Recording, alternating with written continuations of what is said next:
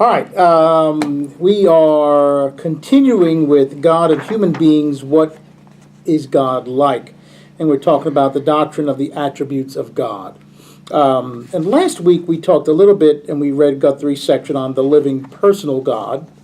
We talked some, as we went down these bullet points, we must realize as we think about the Hebrews concept of a living personal God, because it is Hebrews. When we think about both the Hebrew scriptures, it's a Hebrew world, right? And even the New Testament.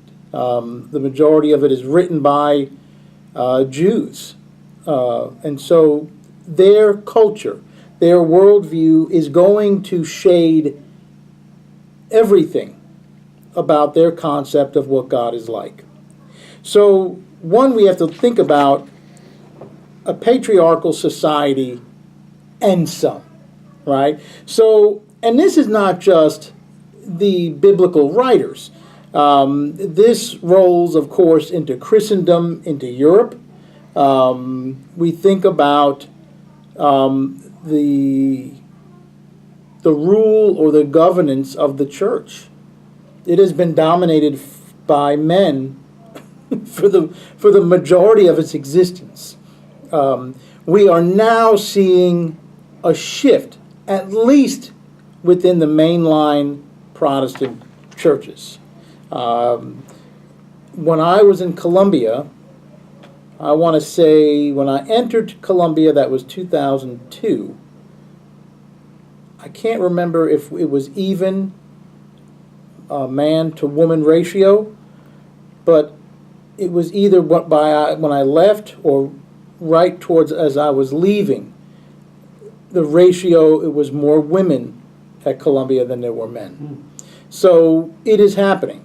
We're seeing a shift, and maybe this would have maybe it would have been there earlier if women would have been allowed to fill pulpits. And it's interesting because in the early church, women were extremely active. They operated as missionaries, they were deacons, and there are early church father writings that we know that they were ministers as well. So when this shift takes place to push women out of these roles of leadership, possibly when the church begins to organize and has some time to say, yeah, we don't know about this. And so we see the suppression of women within the ministry, even though we know that it was encouraged by people like Paul. Right. Because Paul had women serving. Right. And we know it from the Bible, and we know it from extra biblical accounts. So patriarchal society and some. So when we think about God, it shapes how our society is, or our worldview shapes how we view God. Think about how many ways that this is even evident within our own culture. As a kid, I'll never forget, my grandfather's husband always would refer to God as the man upstairs. Right? And so as a kid, what do you think I thought of? God is this big man living upstairs, somewhere, upstairs, in the penthouse, I guess. Sure. Think about Renaissance depictions of God, right? We mention it in this class a lot, right? We think of Michelangelo's concept of God. We don't know if that was his concept, but we think of his painting, and we think of God as this big guy with a big white beard lounging on a cloud, right? So it shapes our understanding. And it is worth a mention. It is worth a mention because it has definitely added to it.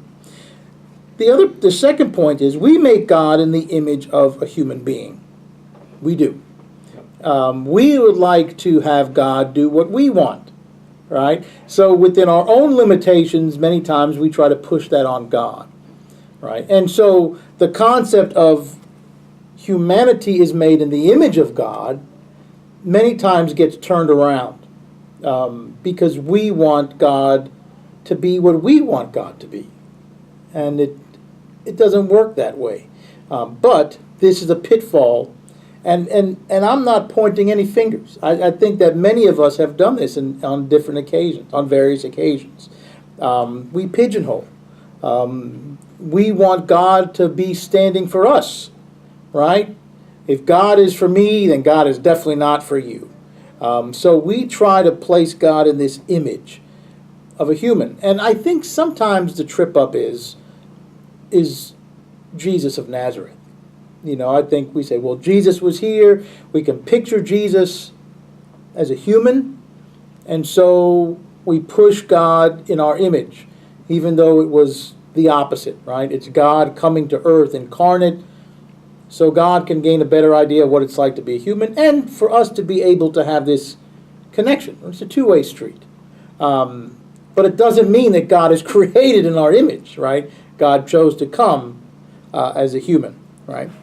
It's also a little confusing just because it's a personal God that's not a person. Yeah, right. I mean, that's counterintuitive from the jump. Right. Yeah. So, right. And so, remember, it's within our definition.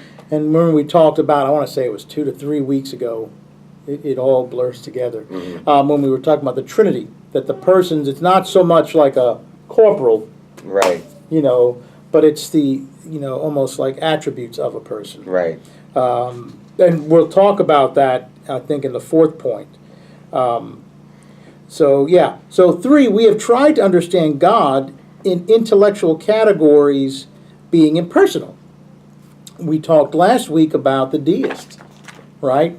So when we think about that swing of a pendulum like a clock, when these unbelievable minds in the Enlightenment period, as they were now understanding the world in different light, science is now growing and things are being understood in a different way. So it's like, okay, the lightning bolt hits because of different things, not because someone upstairs is angry at me, right? And people get drunk from wine, not because there's a god called Bacchus, but because of a fermentation process, right? So science then spills into religion. Mm-hmm. Why would it not, right? And so these thinkers now are also trying to say, well, we need to understand God in an intellectual way as well, right? And so trying to take away that personal side of God, right? And this is what happens, right? And if we think about a deist, it's this whole cosmic clock maker. You wind up the clock, you put it down, and it's like American Pie. The Father, Son, Holy Ghost take the last train for the coast, and they're out, right? And good luck down there. I might come to visit later on, right? And this is the concept we get, right? That God is not impersonal. That God, is not personal, but impersonal. So what we see is, I don't want to use the term dangers, but the issues with looking at God from either spectrum. The furthest out you get. So you can say, God is a man, or you can say God doesn't exist in our daily life. All of these extreme points typically have some issue with them, right? And so for the thinker in the Enlightenment, it's trying to make God impersonal, right? So 4 is what Andy brings up. In essence, all language about God, personal and impersonal, Promorphic. I think it's promorphic, isn't it? No. Is it anthropomorphic? Yeah, that's She correct. spelled it correct. So we must guard against making God in our image, right? Again, it's this idea that when we're thinking of God in personal forms, not making God to look like us. Jesus looks like us, but that's because God chose to come as a human being, not because that's what Jesus looked like beforehand, right? So we must remember Jesus' conversation with the woman at the well, right? That God is spirit, right? So God has attributes, and we share some of these attributes as we're made in God's image. So we think about attributes like love. We're able to think. We're able to feel pain, hurt. Jealousy. We have these attributes that God has. But it doesn't mean that we think like God in the way that God is able to think, right? Again, with our finiteness, the finite minds that we have, yes, we can experience love, but can we actually love unconditionally? Can humanity do that? And some people say yes, I say no. I think that's I have yet to see a it. hard thing to do. Even your most loving person has their limits, or perhaps should have their limits. But God's love is unconditional. The example I always like to give is, if you really want to see unconditional love, think about your dog, Right. rather than looking at a human being. Right. How a dog will love their master unconditionally. Whether you treat the dog well, or sadly how people mistreat pets or mistreat dogs or cats. But dogs will love you unconditionally. And to me, that's a perfect example. Well, to me, it's the closest I've seen at unconditional love. Which is not to say that God's unconditional love is greater, because it is. But when we think about humanity, we have a hard time with that. Everything we have is with strings attached, right? I'll love you to a point, right? So don't abuse that point. All right. It is true that God is a person, but not a human being, right? So God is a person, has these personal attributes, but is not a human being. And then finally, we need always to remember that we are made in the image of God and not vice versa. What is the danger? Or what are some dangers? Because I'm sure there's more than one. What are some dangers in thinking that God is made in our image?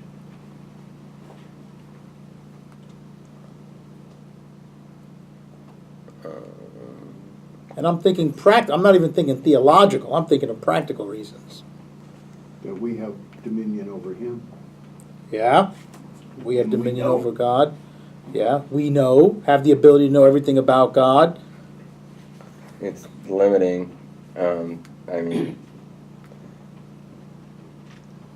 Because you can't get to how expansive and everything is if you try to put him in this little form. I guess. Yeah, I mean the human body limits. Right. Even Jesus was limited by the human Right. form. You can be one place. It's not. Jesus is not like the Spirit who is freely able to do and go. Jesus would be freely able to go if Jesus wasn't constricted by that human body. Now with the glorified body, Jesus is able to do other things that we can't do. Right. But when Jesus was Jesus of Nazareth, walking around the fields of Galilee, he is confined to that body. Right.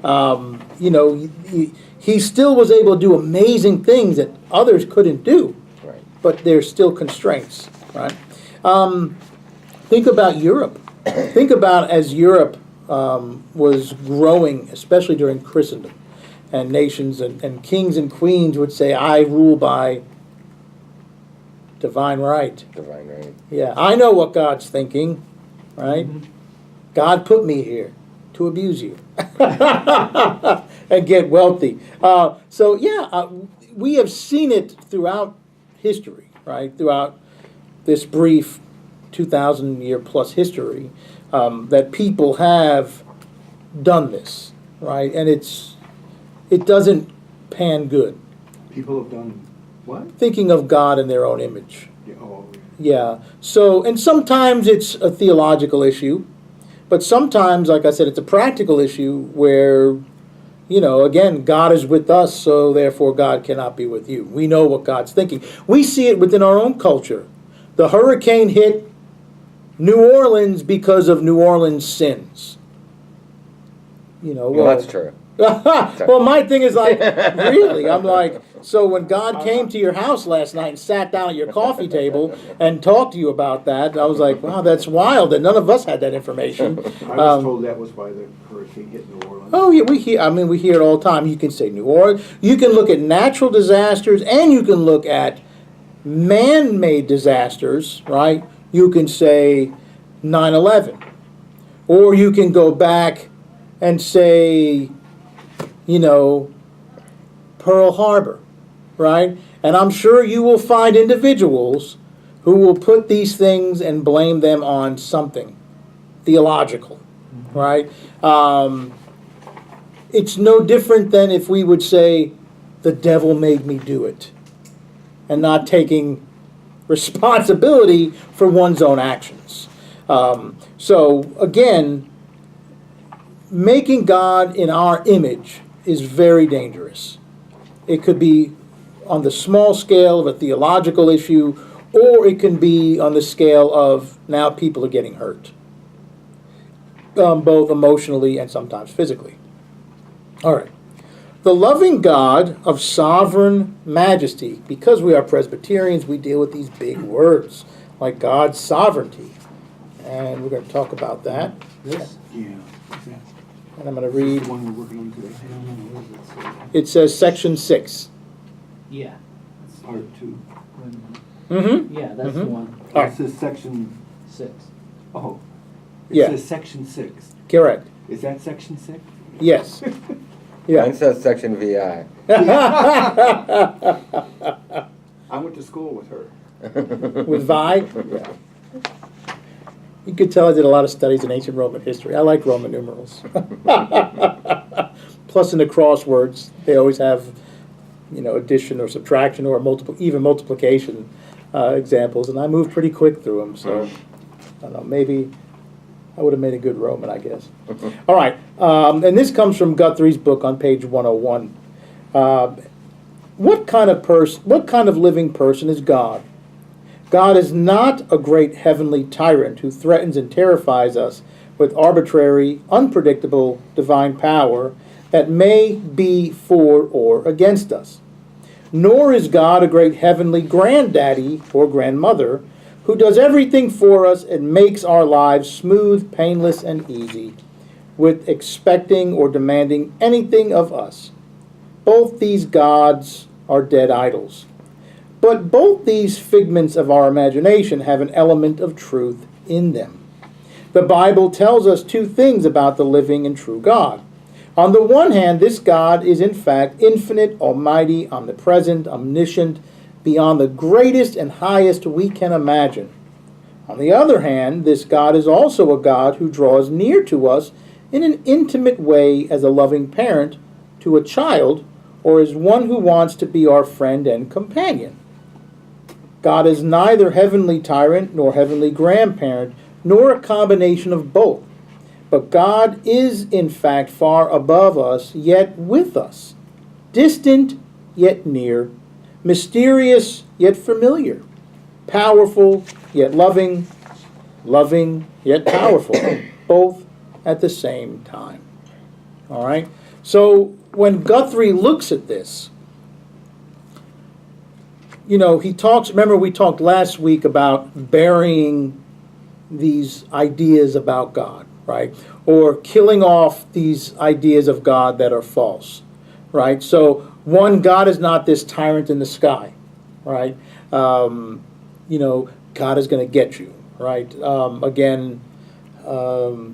not that you do something bad inside your house and you walk outside and you have to look up waiting to get hit by a lightning bolt, right? Like Zeus, right? Who hurled lightning bolts down from Mount Olympus to punish the bad people.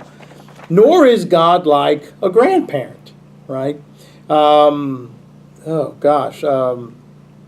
I guess you would have some examples of people treating God like a giant Santa Claus in the sky.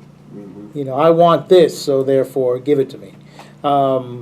Now, we see examples of these things coming theologically to us in many times from our tubes, televisions. I don't think they make them with tubes anymore.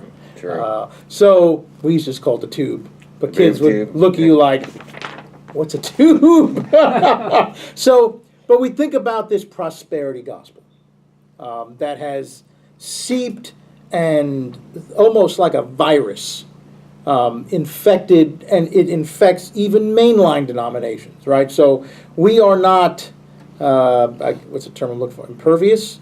Right. We are not impervious to this. So ministers and elders do their best to try to keep this out, right? It's almost like the barbarians are at the walls, right? And you are continually pushing this horrible theology out, right? That if you only pray hard enough, you will be wealthy, healthy, and wise, all right?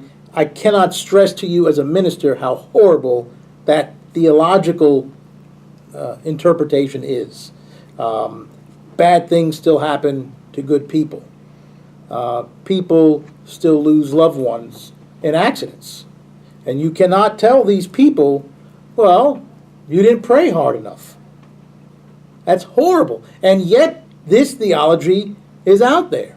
Or to someone who is impoverished, to say, just continue to pray. And well, what do you mean you're not wealthy? Aren't you praying hard enough? It's horrible theology. It's horrible theology. It's almost escapist, that if you just pray hard enough, nothing bad will ever enter your life. And if you ever wonder why this is incorrect, look at the life of Christ. He suffered. He went through extremely hard times. And then Jesus even said, guess what, ladies and gentlemen? If they do it to me, they're going to do it to you. So it doesn't mean that we look at a life as a follower of Christ as a drudgery, but it means you look at the life of a follower of Christ in reality to say there will be good times and there will be difficult times. Everyone, right? Even Jesus, the curses and blessings, they fall upon everybody, right? So when we think about this concept, God is not like a giant Santa Claus in the sky. And yet there are, theologically speaking, there are individuals who would love that concept to be true. All right, so when we think about God as a loving, sovereign God, we look at some of these points. God speaks to Moses face to face, all right, as one speaks to a friend, and yet not all about God is what? Revealed. Moses is only allowed to view God's what?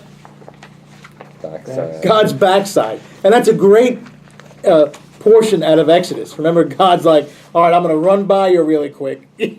So hurry up and take a look, But yes, and Moses is a wonderful example of this. If you think about Moses' encounter with God at the burning bush, it's face to face. God's relationship with Moses as God gives Moses the law, right? As God helps Moses lead God's people, right? Moses is interacting with God the whole time. So there is this personal connection between God and Moses, right? And yet people will say, oh, the Hebrew Scriptures of the Old Testament, God is this distant, angry God, and you just said, well, look deeper, because you'll see something else also. You will see this interaction. It's as if God is befriended Moses.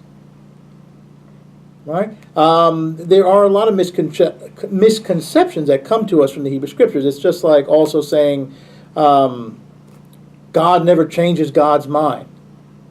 Sure, God does in the Old Testament, all over the place. How many times did God say, that's it, I had enough of these Israelites, I'm going to mash them all? And Moses said, whoa, whoa, whoa, whoa, hold on, come on, I got this, right? And God says, all right. We get the idea that God is unchangeable, and God is unchangeable, right? Like God's attributes don't change. But it doesn't mean that God can't change God's mind, right? That would make us pigeonholing God to say, oh, no, no, no, no, if God said it, that's it. Think about Jonah. When God says, I'm going to go ahead and wipe out Nineveh. And Jonah is so excited, finally, that he says, all right, I'll go preach that message. And he goes, when he eventually goes to Nineveh, and he's preaching it, and the whole city repents. And I love Jonah. It's one of my favorite books. Even the animals are wearing sackcloth and ash in the story. It's great. It's great. I mean, the whole city. And God is so elated that God finally says, all right, this is awesome, right? My anger is I relent my anger. This is great. I'm so happy. And then Jonah blows a head gasket. Because Jonah wanted to see God wipe him out. Mm-hmm. And then we get into this cosmic argument between Jonah and God. Again, this discussion. Personal. We can't have a discussion with an impersonal God. How do you do that? You don't. Right? So in ways, God is speaking to Moses face to face, right? There's this relationship between God and Moses. An amazing relationship. And yet, there is mystery to it. Moses doesn't know everything about God. There's a lot of things about God Moses probably has no idea about. Right? So the mystery is still preserved. Right? Moses wants to see God, and God, all right, I'll just let you see the backside as I zip on by. If that'll satisfy you, kind of thing. Right? So it's there. It's there. Even within the Hebrew Scriptures, it's there. This paradoxical nearness and distance of God is characteristic of all the Old Testament, or all the Hebrew Scriptures. So, again, Moses and God. Job and God, right? Job speaks to God out of the whirlwind, right? Jonah, the reluctant, angry prophet. He disagrees with God. He argues and fights with God, but he's still communicating with God. So whether we agree or not with Jonah doesn't make a difference. This relationship is still there. Jonah thinks Jonah knows everything about God. Right? He is so angry and mad that he goes to sleep. Right? Remember in Jonah when he takes that little nap? And God says, all right, I'm going to make a little plant grow for you. And that this plant's going to give you shade for your head. And he's all happy. And he's a nice shaded place. And then God says, enough of this. And he creates, and a worm comes and eats away the root system of this plant. And then the plant withers and dies. And then Jonah wakes up and he's all angry again. Just an angry guy. And he's all angry again. And they start at it all over. And, and God has to remind Jonah, yeah, okay, I let you talk to me, but I'm still God. Who made that plant? Who made that worm that ate the plant?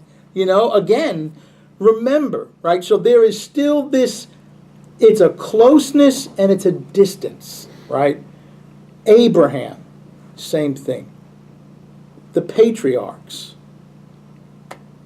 And we can go through David, Joshua, the judges, right?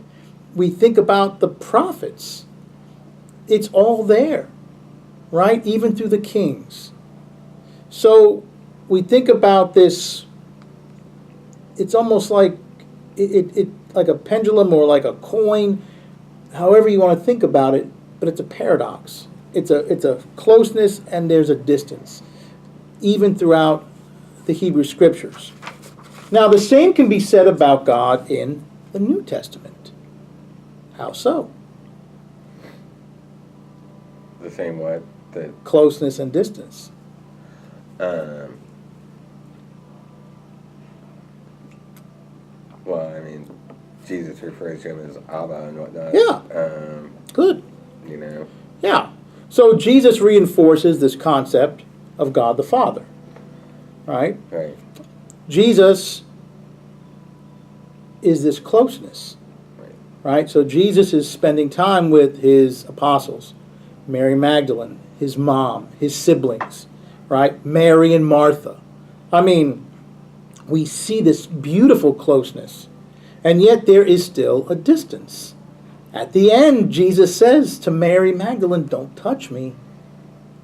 I'm getting ready to leave." Don't. It's not that he didn't want her to touch him. It's more like a holding on to, grasping, right? Don't attach to me, because I'm not going to be here much longer, right? So there is still this distance, right? Jesus ascends to heaven. Jesus continually talks about the Father.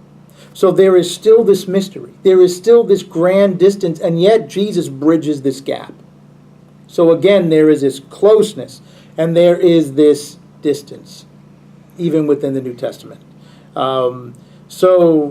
And the beauty of this is to look at it and say, within the Hebrew Scriptures and the New Testament, it's similar.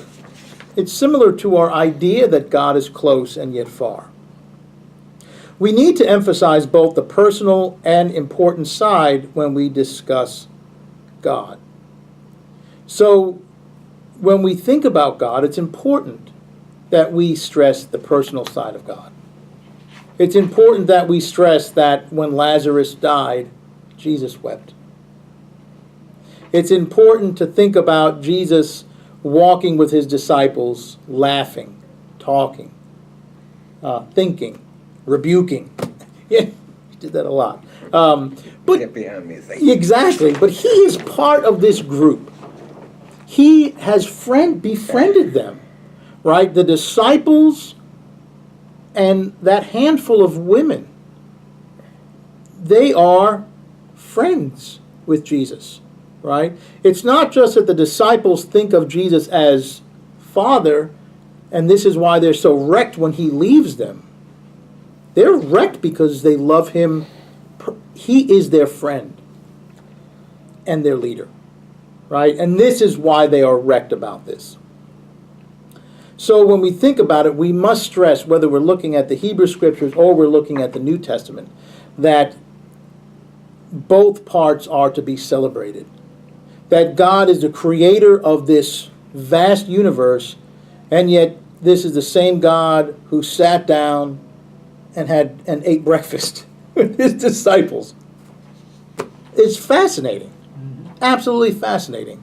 And this must be celebrated. That these two things coincide with each other. The way we look at God, the way we experience God. So Guthrie says, make sure you celebrate both aspects of God, the nearness and the distance, right? We can celebrate what we know about the Trinity, and then we can also celebrate the mystery of the Trinity. That's okay. It's okay not to know everything about God. What kind of God would we serve if we did? If we could write down on that piece of paper everything about God, and God would look at it and say, yeah, that's it, pretty much. I mean, it wouldn't be much of a God, right? So we can know a great deal about God, and still there's light years of stuff that we don't even understand, that we don't know. And that's okay too. That's okay too. It's okay that there is mystery to God. It makes God God and not us, right? I mean, we can't even, each other. I mean, could we really know everything about one another? Humans? No, we like to think we do. And imagine how much greater that is trying to figure God out, right? Well, we can't figure each other out. Never mind figuring out God. So Guthrie ends this Roman numeral 5. Is it 5? 3, excuse me. 3 with this quote. That is, we must speak first of the God who has come to us like a mother or father. Then, in the light of that, we can understand what it means that God is also God of sovereign majesty in heaven. But we must not make a separation here as if we're speaking of two different gods.